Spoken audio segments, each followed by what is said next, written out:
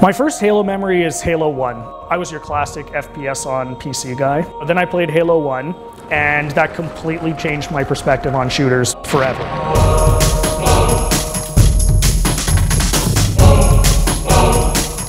The motivation for Halo Anniversary is really simple. We were coming up on the 10th anniversary. We wanted to do something cool to celebrate that 10 years with the fans and the community who stayed with us for that entire decade. This is all about giving a gift to the fans of reliving the experience as it was 10 years ago to play this game. And, you know, we basically made the decision that warts and all, we were going to do that. It had to be exactly the way you remembered it. It had to play the same, the Warthog had to feel the same, the grenades had to react the same way, the physics had to have that special Halo CE physics. But for multiplayer it was much more complicated. We knew that we couldn't feasibly recreate the Halo CE multiplayer experience perfectly, and interrupting the multiplayer population of Reach I think would have been a disaster, so we decided to go with the Reach engine and put some of our favorite Halo CE and Halo Classic maps in the mix as well. There's always that temptation when you go back, it's like, oh, we can make this maybe play a little bit better.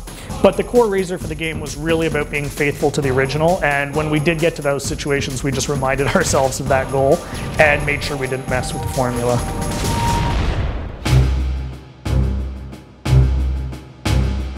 I'm excited to let people relive the emotion they had when they played it the first time. I think Classic Mode is one way that helps you do that, when you can switch graphics and see the game exactly as it looked 10 years ago and come back.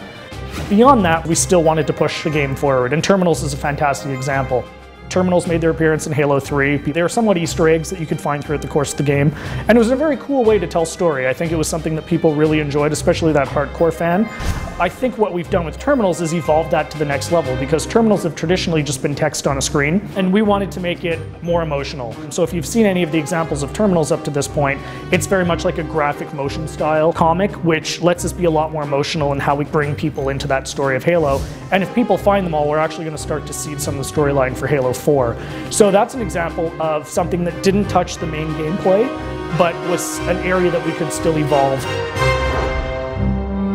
The other thing that occurred to me through the course of development, you know, if you're a 15, 16-year-old gamer, you were 5 or 6 years old when the first Halo came out, right?